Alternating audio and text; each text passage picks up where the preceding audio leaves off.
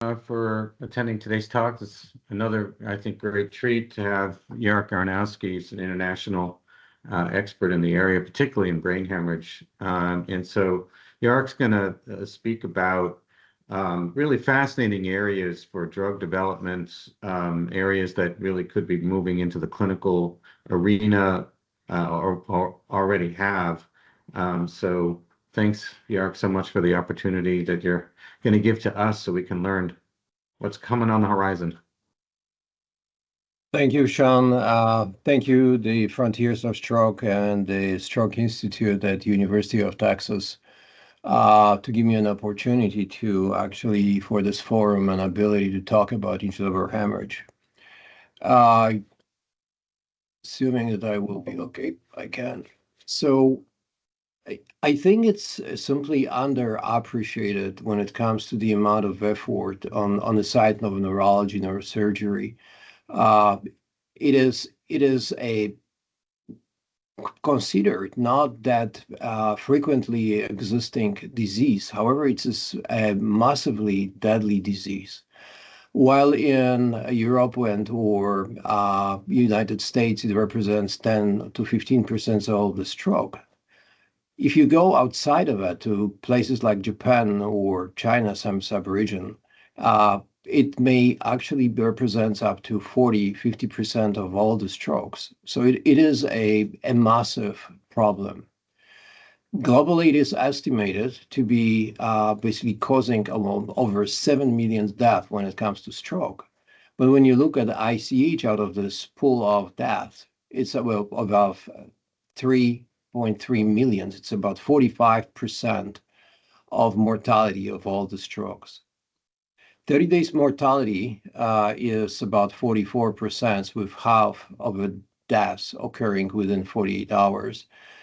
I bring that because that sort of gives us an opportunity for intervention. So if the half of the deaths occur past 48 hours, we really do have a lot of time potentially to come up with the remedies or the treatments that could allow to actually saving life of those people.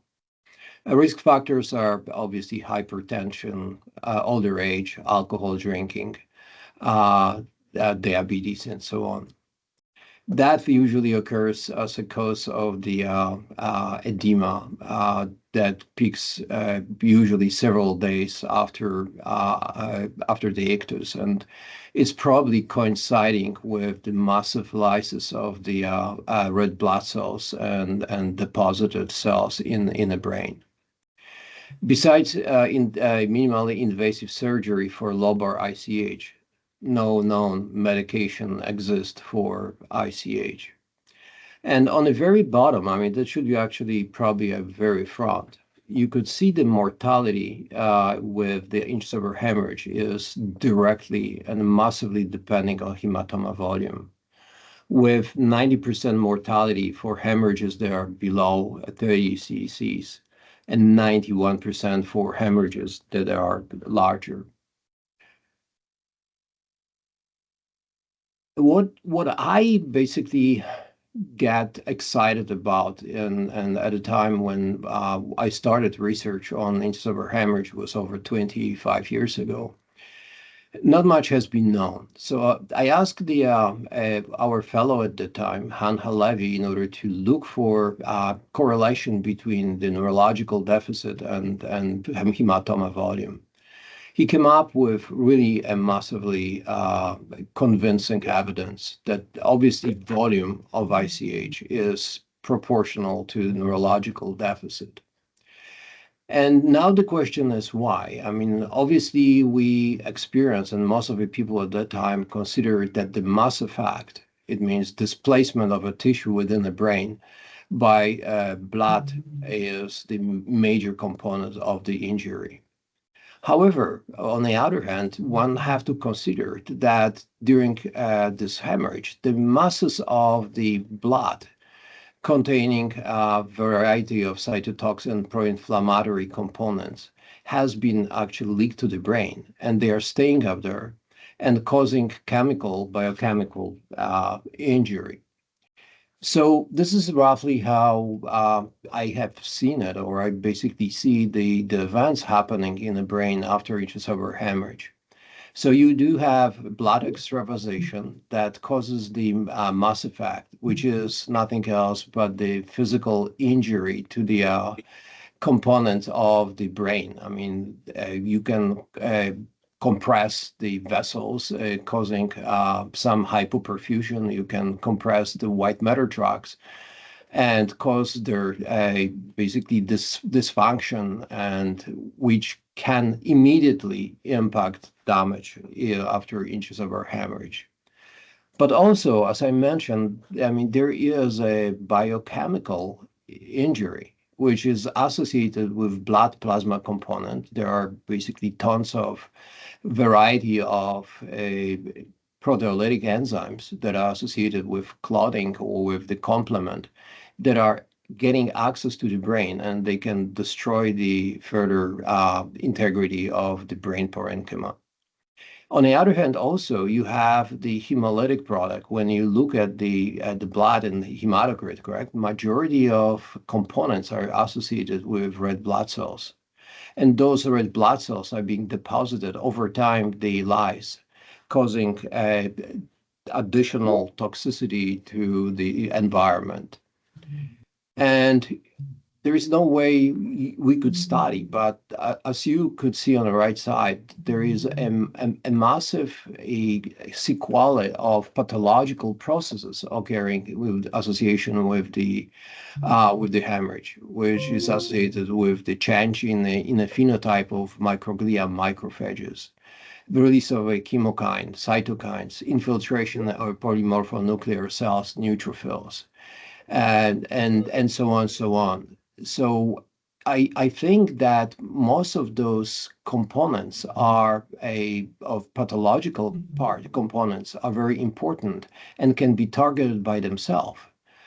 However, the way how to manage that probably is by trying to eliminate blood from the brain. And thus, hematoma evacuation, which is a logical approach, is probably number one that comes to the mind. And what we have tried to come up with is there any way you can steer, you can control phagocytic cells like microglia macrophages to become a better phagocytes? Maybe they can contribute as neurosurgeon to remove and those toxic components from the brain in order to bring the homeostasis. On the other hand, when it comes to biochemical component besides hematoma evaluation, the neutralization of this hemolytic product it's also possible. Acting with the anti-inflammatory therapies, antioxidative cell therapy, blood-brain barrier stabilization are obviously a major of major importance. When it comes to hematoma evacuation, obviously this is not a new concept, and this is basically a pictures of brain. Some of they're coming from the basically ancient Peru skulls. And what they search for, it's difficult to say, but one can say that for over 1,000 years, we've been trying to rescue people by removing blood from the brain after inches of our hemorrhage. When it comes to historical part, and this is a little bit of the historical adventure with hematoma evacuation.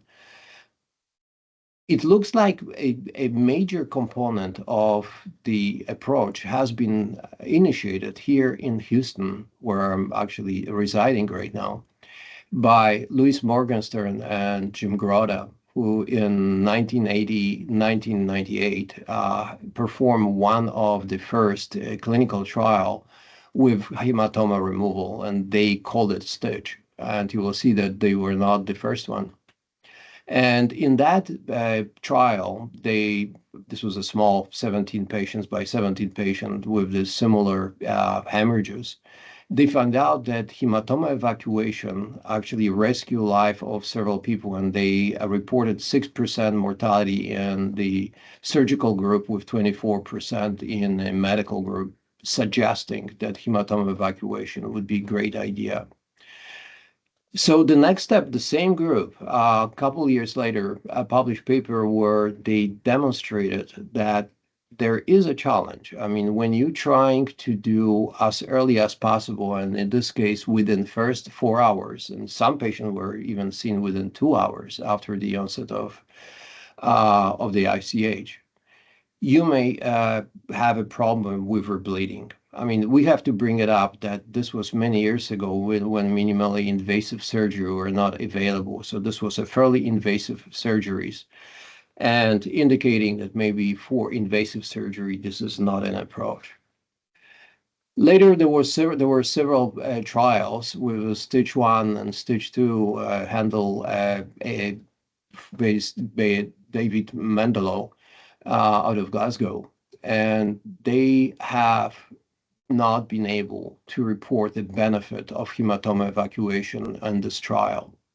Similar story, except for potentially showing the benefit of the hematoma evacuation on edema, has been reported by Don Hanley and the collaborators in MISTI-3 trial, which was actually designed based on the model of the intracerebral hemorrhage in PEAK that was run by Mario Zuccarelli and Ken Wagner in Cincinnati. And this trial was based on infusion of the RTPA into the cavity of the hematoma in order to facilitate basically removal of the blood from the brain. Not until last year in the ENRICH trial, it was demonstrated that minimally invasive hematoma evacuation can indeed be beneficial. However, the benefit has been restricted only to the people with the basal, a superficial cortical hemorrhage, lobar ICH, and has not shown any benefit for deeper anterior basal ganglia hemorrhages. Anyway, I think that this last attempt was probably a good in order to provide a conclusion. The beneficial effects of minimally invasive surgery for hematoma evacuation after ICH and REACH provides a direct evidence suggesting that not only initial mechanical damage, but also blood clot toxicity is involved in ICH-induced injury, which probably gives us a little bit more because the initial thinking that majority of damage may happen within first hour when basically this TBI-like event occurs inside of a brain is not the only cause of damage. So in our lab, we are using a model of intracerebral hemorrhage using rodents primarily. We had some experience with PEAK, but the rodents are probably the most practical when it comes to risky experiments and when in a situation when you need a large number of animals, just for the practical point of view. The hemorrhages is being performed by injecting the blood directly into the brain.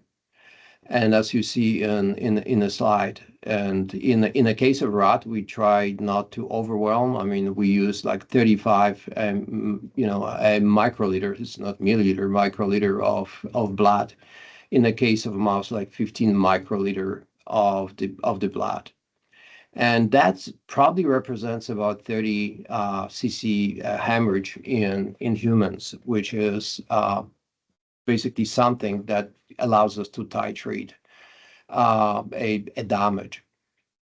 And the outcome could be measured by a variety of things, but one that we treasure the most is behavioral deficit that we are trying to utilize. Since this is a unilateral injury, the animal are simply asymmetrical. when it comes to their behavior. They prefer to use one forelimb versus the other, or hind limb and or vice versa.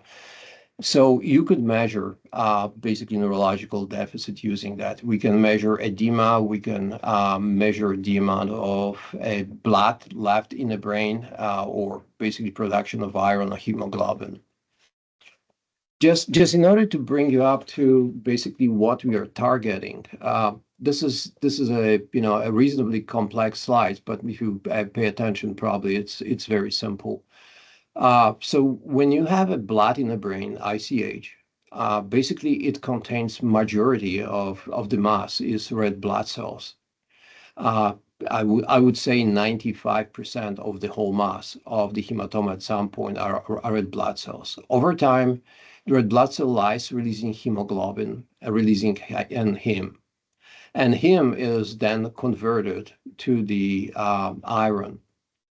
So when you would take a tissue culture and where you grow neurons or any other cells from the brain, and you put the hemoglobin, heme on iron on them, you can kill them. So this is a very direct evidence that whatever happens for after RBC lysis, hemoglobin and heme are really neurotoxins and should be somehow eliminated from the brain or neutralized, so their effect would not be toxic. When it comes to iron, majority of toxicity comes from the Fenton reaction, oxidative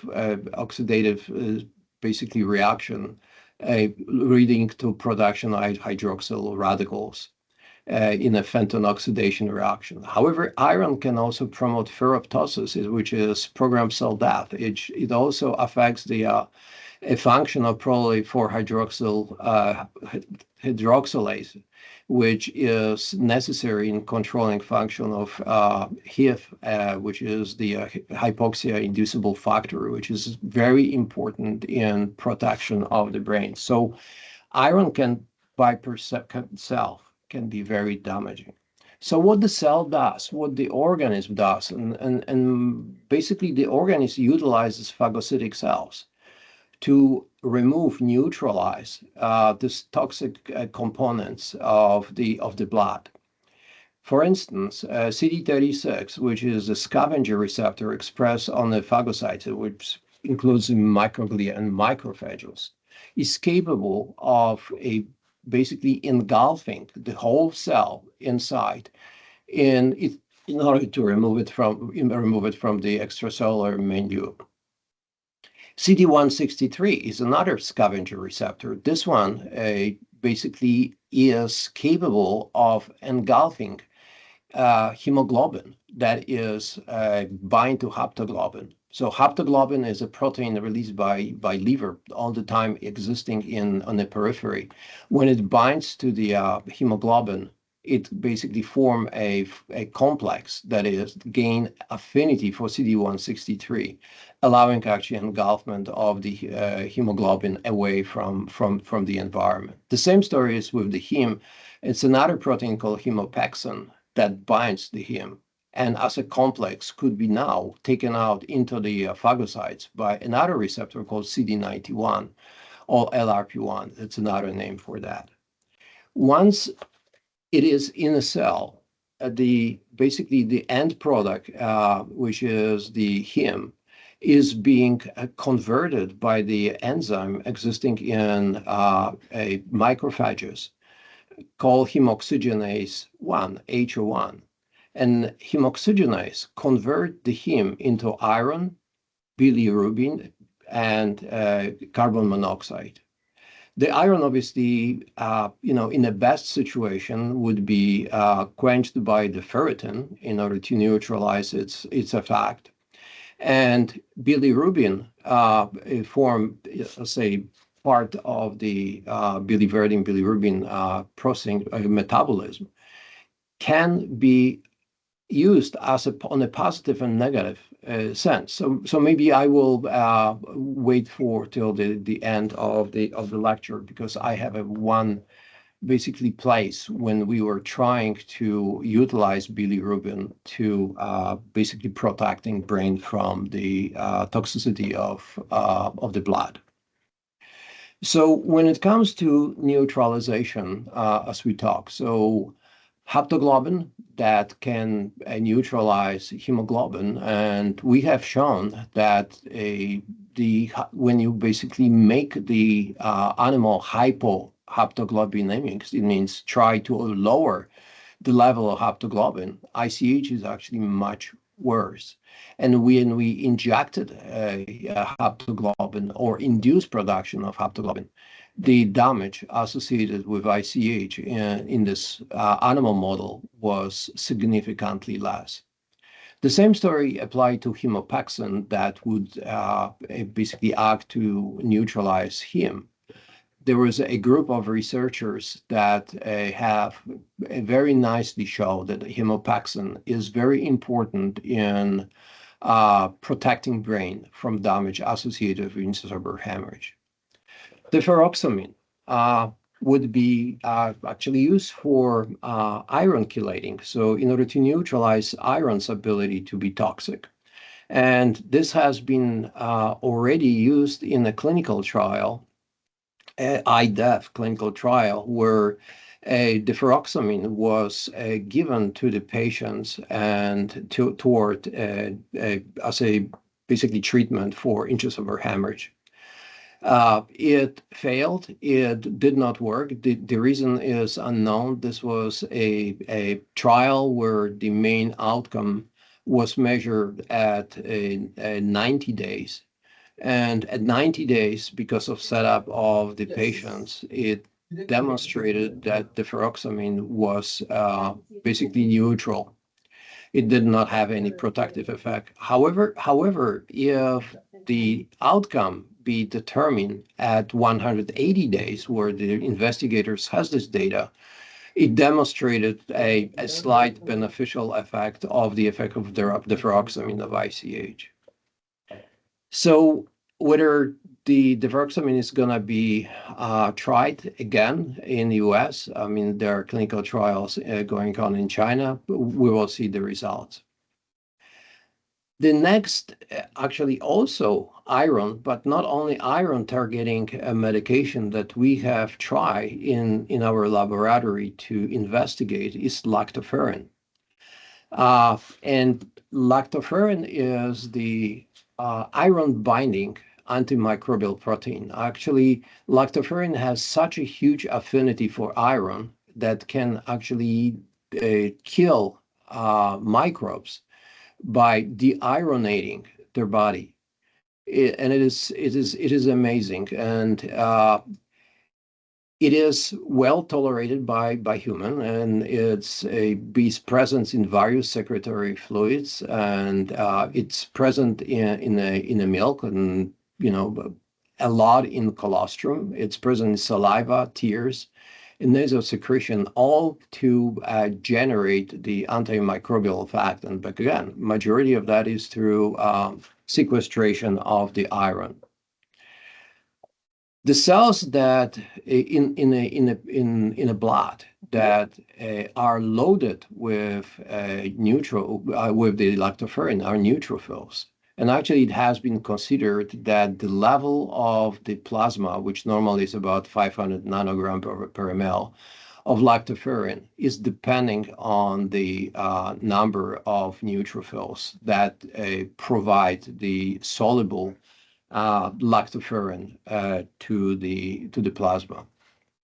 So in context, what we would see, it's so you have hemorrhage, you have RBC lysis, you have heme iron, and lactoferrin we hope would be effective in neutralizing the toxicity of heme and iron, as we talk about. However, this is not it. I mean, we were tried to look a little bit further, and besides the effect on iron, and we have found out that, for instance, when you have neurons in culture and you put a hemolytic product, so you take a blood and lyse the blood and put them on neurons, in presence of lactoferrin, they protect these neurons. I mean, so you do not have as many neurons dying in presence of lactoferrin.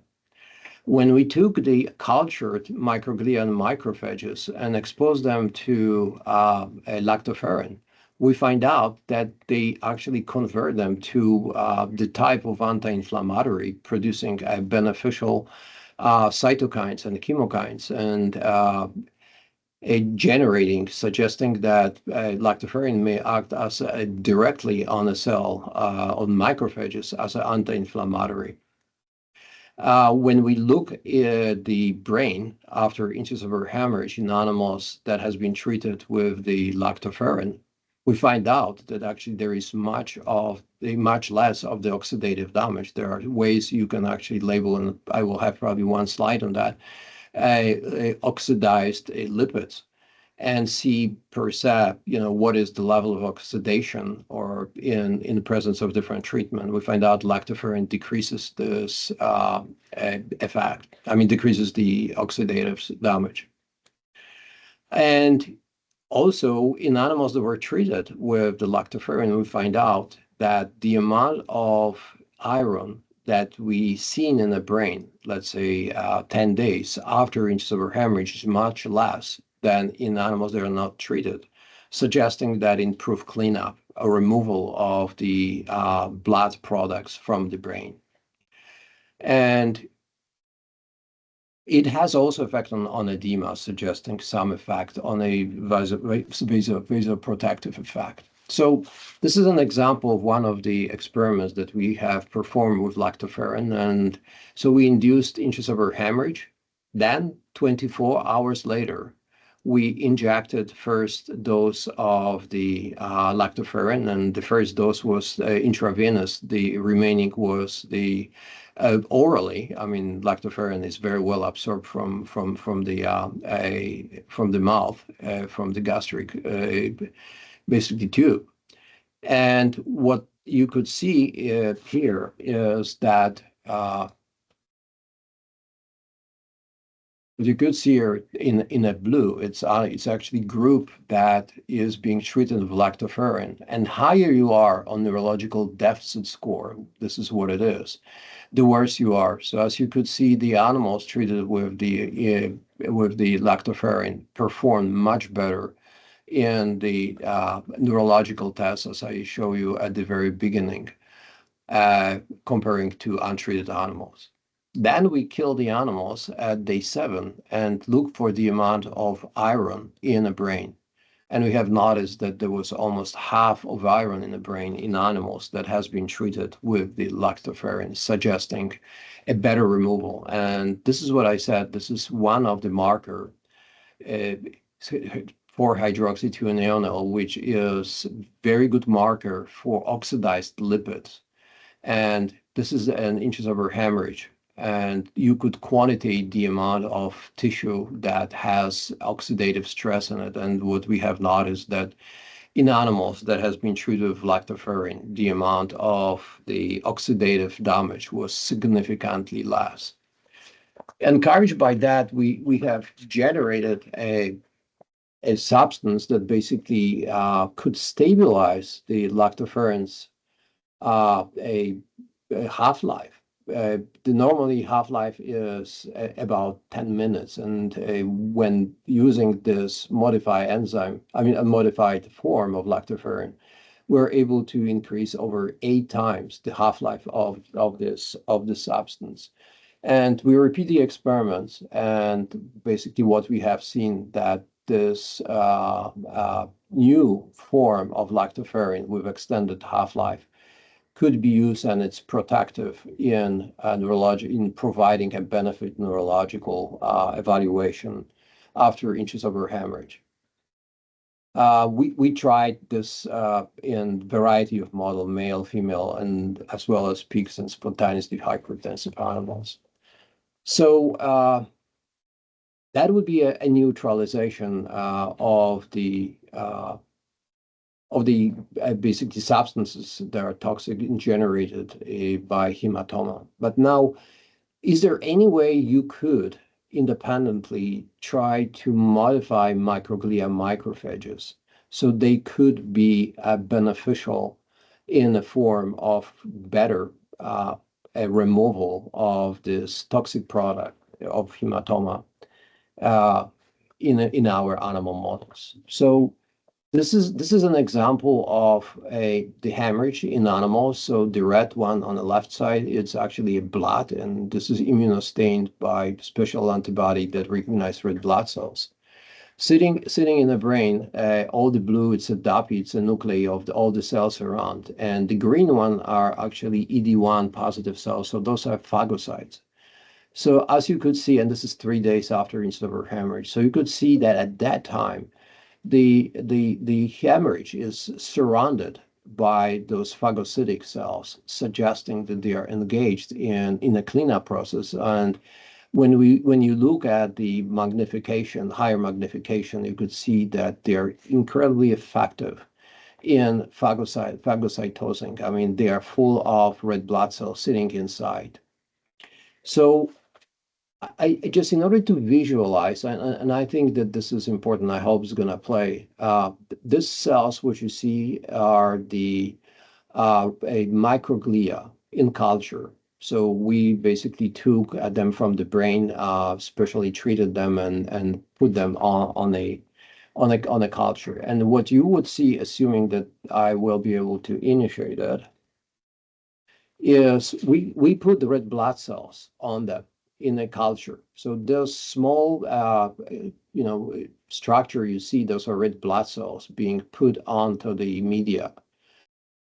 And as you could see, this is within minutes. You could, I mean, that's already 4 hours, but I mean, those cells are incredibly effective in engulfing and taking up those red blood cells and not almost leaving a single one outside. I mean, obviously, it is very much more difficult. I mean, it's a free fluid, and they can move any way you want. When you have a clot, you have a fibrin, and the red blood cells sitting inside, where they are going to be as effective. It's difficult, but I'm positive that with some ways, they they release fibrinolytic enzymes. So I mean, they will be able to get to the red blood cells. So those are the approaches that we have tried to use in order to study and evaluate hematoma clearance in a pharmacological way. So we have used PPR gamma and RXR. It's a peroxisome proliferated receptor and retinoid X receptor. Those are two transcription factors that has a very intriguing capacity in controlling metabolism, but they also have ability to induce expression of many of the scavenger receptors that can facilitate engulfment of the red blood cells. At the same time, they have ability to produce antioxidative enzymes that helps a help to the macrophages that are involved in the process. And so that we have tested, and actually we have positive results that I will show you in a second, both agonists of PPR gamma, RXR, and such allows the 15-deoxy-PGA2 is one of the prostaglandins, so it's endogenous agonist for those substances, for this transcription factor. Bexarotin as well is the activator for RXR, and pioglitazone and rosiglitazone for PPR gamma. There's also data showing that CD37 neutralization, which is the don't eat me signal, so it is basically something expressed on majority of the cells, that prevent them from being recognized by phagocytes and taken away. And when you neutralize that, you could amplify phagocytosis. And this has been tried, and the results are quite positive. There is another transcription factor called NRF2, which is the master control of the oxidative stress. But this factor also is capable of inducing a lot of scavenger receptors that are useful for phagocytosis. I probably will miss the mitochondria. We have done some experiments where we've learned that astrocytes can release mitochondria actually to the outside, and those mitochondria can be transferred to the adjacent microglia and change the microglia and actually amplify their ability to phagocytose. But that's something that I'm not going to be trying to show. So when it comes to the complexity and when it comes to mechanism of action of the RXR PPR gamma system, by compounds called pioglitazone and rosiglitazone, and some of you may recognize that those are the medications currently used for type 2 diabetes, and they are the activators of PPR gamma. So when you activate this transcription factor by these compounds, you may increase expression of CD36 that, as you may remember, is actually almost essential for engulfment of whole red blood cells. It also increased NRF2 PPR gamma, which I will link, but what is important that also it increases production of catalase and superoxide dismutase. So at the same time, when you activate the ability of the macrophage to be better phagocytes, you equipped this phagocyte with the ability to neutralize. Phagocytosis is very pro-oxidative. So if you have at the same time more catalase and dismutase, you will produce less of a damage to the phagocyte just because of overworking. The same story applied to sulforaphane and dimethyl formamate, which is the medication for multiple sclerosis. They can activate NRF2 and provide expression of a lot of antioxidative enzymes, making phagocytes more effective in phagocytosis, as well as the CD36. So as you could see, this is a collaboration between the transcription factors that provides the optimal condition for phagocyte to be better phagocyte. So when it comes to experimental approach, we first, and many years ago, tried the pioglitazone and the rosiglitazone, and that basically is when you have in phagocytes, with phagocytes, pioglitazone, rosiglitazone is activate this RXR PPR gamma system, providing transcriptional regulation. So let's put this onto the scheme that I show you at the very beginning. What will happen if I will put the PPR gamma on a system? So this is the schematics of the phagocytosis, correct? So when you use the pioglitazone or rosiglitazone of 15-deoxy-PGJ2, it will upregulate these components that I mark in the green. So activation increases catalase, superoxide dismutase 1 and 2, providing better prevention of the iron-related toxicity and mainly oxidative stress, as well as you upregulate the CD36 that allows the macrophage to be more effective. At the very end, you're gonna get better hematoma resolution, cytoprotection, less oxidation, edema, and a functional deficit when it comes to neurological deficit. And this is an example of experiments that we've done. I mean, this one is with the rosiglitazone. So what you see here on the left, those are brains from the representative mouse that were basically killed at 1 day, 3 days, 7 days, 14 and 21 days after intracerebral hemorrhage. And what you see less and less of a blood is the basically index of the hematoma resolution over time. So when we injected rosiglitazone, and back again, we've done it at 24 hours after the onset of the intracerebral hemorrhage, which is a very long window of opportunity. The red, it's a rosiglitazone. So back again, neurological, the higher score, the worse the animal is. So over time, as you see for 21 days, there is an improvement in neurological deficit in those animals.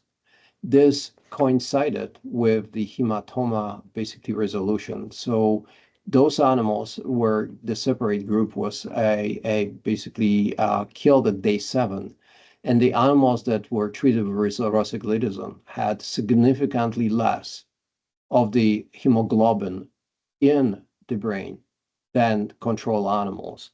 And when we look morphometrically, so I mean, try to outline this red basically area, it has also provided the same conclusion at day 14. There was significantly less of the iron, I mean, of the hematoma residue morphologically at day 14 than in control groups. This landed up to initiating a clinical trial with pioglitazone based on hope that they can simply provide a improved hematoma clearance and neurological deficits. So whatever we have learned over time with this trial is that pioglitazone, which was used here as an agonist for PPR gamma, is safe. We did not see the neurological deficit. There was a small trial. There was only 42 patients for control and pioglitazone, and some of them were treated with the very low dose because we want to establish safety of pioglitazone in the trial. Anyway, this probably requires a repeated and expanding, assuming someone would want to go. And there are actually attempts right now to try to combine minimally invasive surgery with pioglitazone ongoing now. So the next target, which is basically a partner for PPR gamma, is this retinoic X receptor transcription factor. Why would that be potentially more interesting? The RXR dimerized with a lot of different nuclear receptors. It's a set of the biochemical situation. And for instance, PPR gamma can bind only to RXR, but RXR can bind to LXR, FXR, VDR, and so on. So you broaden a target through using agonist for the RXR. And the one like that is a bexarotin. It's being used in some form of the dermatological situations. So Lawrence Sensing at Yale has tried to use bexarotin in her model. And what they did is first, they demonstrated based on injecting to the brain a label red blood cells that the animals that were treated with this RXR activating agent bexarotin were better phagocytes. So they were able to increase the amount of RBCs and involve more of the microglia and macrophages to produce cleanup in a brain. And that is being shown here. This is basically number of RBC in macrophages in vehicle versus the bexarotin treated animals that increase that. They then look at the hematoma volume and they find out that the bexarotin also, similar like PPR gamma agonist, pioglitazone, decreased the amount of the hematoma. And when they look at the neurological deficit, there was a benefit coming from the treatment. We have done similar experiments with the bexarotin that I will not gonna bore you with, but simply what we have find out is that phagocytosis is increased in by bexarotin in normal animals, in normal cells. But when you use the cells, macrophages, microglia, they're deficient in the RXR. So whatever is being activated by bexarotin, you do not have any effect, proving that the direct target of bexarotin indeed is the RXR. So this is another approach, which in my opinion has quite intriguing. As I mentioned, CD47 is being expressed on many cells, including on red blood cells, and those receptors are being sensed by macrophages that express a protein called SIRP, and when they interact and see that there is a CD37 SIRP, that prevents macrophage from being able to get access to red blood cell and to phagocytose that. So in order to contravene that, on the right side, I'm showing as an example, you could use anti-CD37 antibody.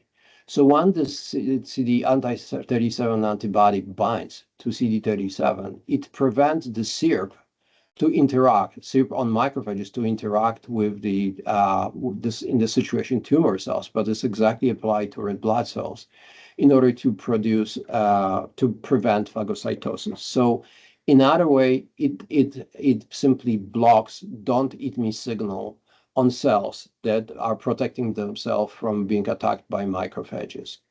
So using this approach, the group in Ann Arbor, Michigan, with Yahua being a main contributor to that work, shows that this anti-CD37 antibody can decrease, can improve hematoma resolution. They have done that using T2 star MRI sequence measurements of the hematoma. And as you see at 728 days, they do have significantly less of the blood in the animals treated with this antibody. There is a decrease in brain swelling in animals treated. There is neuronal loss that are being decreased, so more neurons, less loss, and as well as the neurological deficit. So I think that this antibody is being used in clinic, and I think that may represent a meaningful, basically, strategy for trying in a clinical trial. So I'm coming back to this basically treatment with NRF2 agonists. So there are two of them that we have tried. One is sulforaphane, and sulforaphane is basically a biological natural substance present in cruciferous plants like cauliflower, broccoli.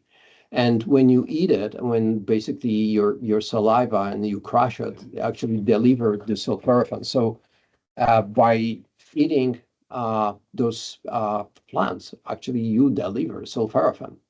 But on the other hand, DMF, the metal furamate, which is used for the multiple sclerosis, is also considered to be a reasonably selective activator of NRF2. And as I pointed out, NRF2 and show you earlier, is really very powerful in inducing a lot of different molecules that could be protective in preventing toxicity of intradural hemorrhage. So this is basically the same what I have shown you at the very beginning, trying to explain how macrophages are trying to neutralize toxicity of the blood. And now back again in a similar session like I'll show you for PPR gamma, I will by moving a green portion, I will show you what this actually targeting NRF2 could do. So by using DMF or using a substance that activates NRF2, you can increase the amount of haptoglobin and hemopaxin, including in the liver, including in the blood. You can increase production of antioxidative enzyme even broader than PPR gamma could do.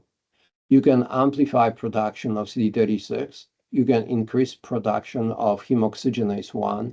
So but then basically you have a improved metabolism of a heme. And back again, as I mentioned, heme is extremely toxic to the cell.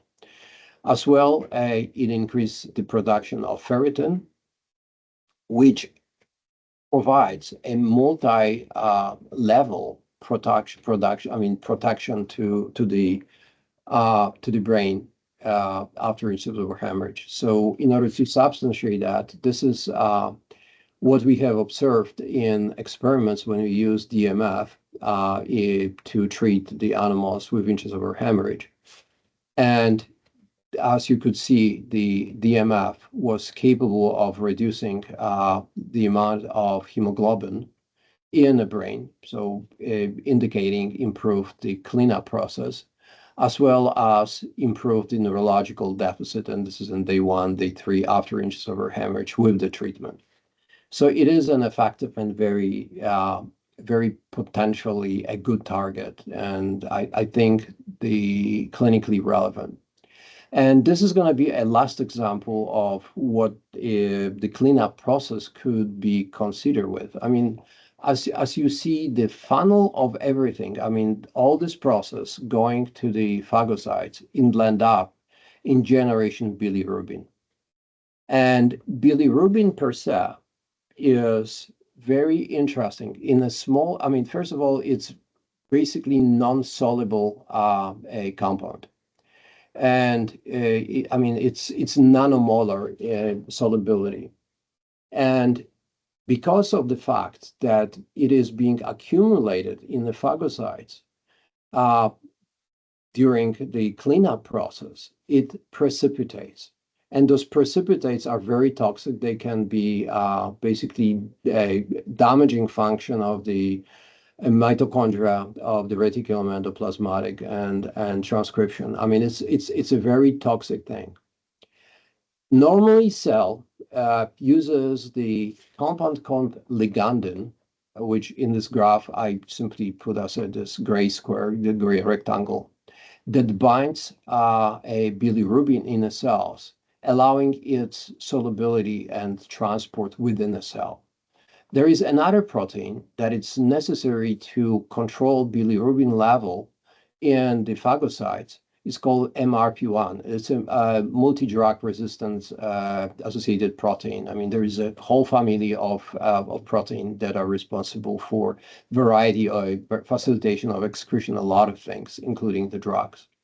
Anyway, what is happening and what we have basically postulated and tested is that another transcription factor called AHR, which is the aryl hydrocarbon receptor, provides the health to the cell. So it basically prevents the cell, macrophage, to be injured by gathering or accumulation of bilirubin in order to keep up function and phagocytosis and cleanup process more effective.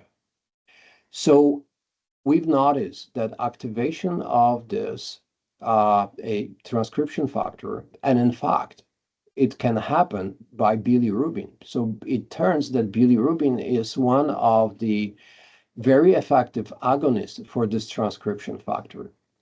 That activation of this transcription factor basically leads to production of this MRP1 pumping protein and this ligandin proteins helping to solubilize bilirubin inside of the cells. So the question was, can AHR agonist improve hematoma resolution by keeping macrophages, microglia healthier? So that's another example of on the left side of the tissue culture where you have macrophage, and the macrophage is packed with red blood cells. And then basically this yellowish color that you see already suggests that some of the bilirubin, which is very yellow, is being produced by the cells. So this is a Western blot, means the amount of protein in macrophage. So if you have macrophage that is being controlled, this is the level of ligandin, level of MRP1, and the control GAPDH. When you put RBC on this macrophage, it does what you see on the left side, so engulf it, and it's associated with increased production of MRP1 and ligandin. When you add bilirubin on the top of that, I mean, it's probably needed for their solubility. You have further increased production of the ligandin and MRP1. And when you add ITE, which is another, I mean, the name of this compound is very long, but this is very selective, natural as well, agonist for the AHR. So it acts as bilirubin regarding amplification of a AHR activity. So we find out that in presence of no RBC, this is the basically phagocytosis index. When you add RBC, that's basically a phagocytosis. And when you add bilirubin or ITE to activate the MRP1, the phagocytosis is indeed better. and that basically confirm our hypothesis. When you look at normal microglia or this macrophage and add the sRNA, means a strategy that would reduce production of AHR in the cells, your phagocytosis is worse. And when we generated the cells, I mean, actually, we generated animals that are selectively deficient in AHR in microglia. We find out that in the cells that do not have AHR, back again, similar with SARA, you have no amplification of phagocytosis by bilirubin. And in the control microglia, you do. And this is a last basically slide showing that when you take this IT, this AHR agonist, and treat animals after ICH, but again, the animal was treated 24 hours after the onset of ICH for 5 days. And we measured the outcome on day 7 after the ICH. The treatment with IT reduced the hemoglobin level at 7 days in the brain, and as well as iron, and was actually beneficial in the sense that the neurological deficit of animals treated with IT was significantly lower. So while I have no yet translational data for that regarding the human safety, IT is a natural ligand. And the reason I did not want to simply call it and name it, I mean, as you could see on the top, that's very, very long chemical name. I think the strategy is relevant. Probably using bilirubin is impossible. It's very insoluble. It's very difficult experiments to conduct and probably irrelevant to clinical practice. But ITE, I think, would be, and some other AHR agonists that are not toxic potentially could be good. So in conclusion, targeting hematoma resolution may represent a highly promising target for treatment of intracerebral hemorrhage. And I would like to acknowledge the group of people who over the years helped me to gather all this information, all this data, and basically, I think that whatever we've done over the years at some point could be useful and utilized in and be productive in the clinic. Thank you.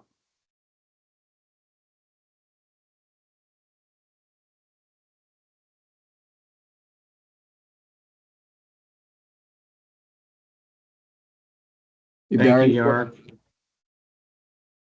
This is great. Does anyone have any questions for Dr. Aronowski?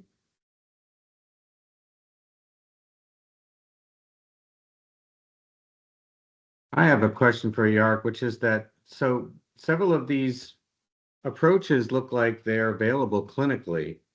Why aren't we seeing these things, in patients or being trialed in patients?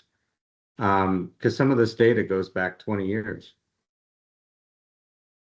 Well, I mean, I think that the answer is practicality, correct? I mean, the clinical trials are exuberantly expensive, and many of the companies cannot hold their patent, and therefore they are not willing to invest in clinical trials of the drugs that do not hold the patent. So at NIH probably is one of the last that wants to invest huge amount of money, and sometimes they are good in choosing whatever they want, but in the case of deferoxamine, I mean it's probably somewhat even discouraging that the data that has been generated is not clear. I mean, the drug was effective on 180 days. However, this was not a primary outcome, because primary outcome was 90 days. So maybe there someone who would be a little bit more persuasive in optimizing some of the clinical trials with the drugs would help. I mean, as I probably show, I mean, it takes quite a while in optimizing the devices and approaches to hematoma evacuation during a surgery before we get positive results. The same story was with the clot evacuation. I mean, for how many years we did not, and at some point we successfully done it, and then things went easier. So I think it's a very complicated pathology, and probably providing, and part of the reason why I was working on transcription factor in order to achieve sort of polytherapy, since a transcription factors usually results in generation a lot of responses. And if they are well coordinated one directions, it's with one drug that potentially is a tried, you can use multiple effects. But otherwise, I mean, it's difficult to say. It's pretty much the same as with every single other disease. It's just a matter, if you hit first time well, then things are going easier. But if not, people are scared to try.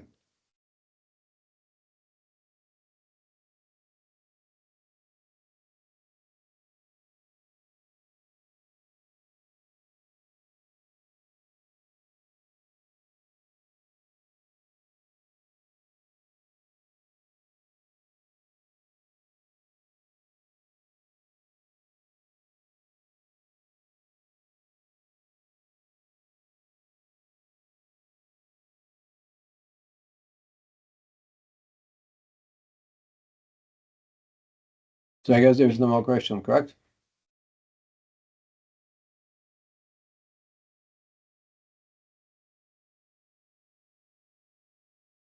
Okay, if there are no questions, I really thank you everybody for attending that, and for hopefully you learned something. Bye-bye.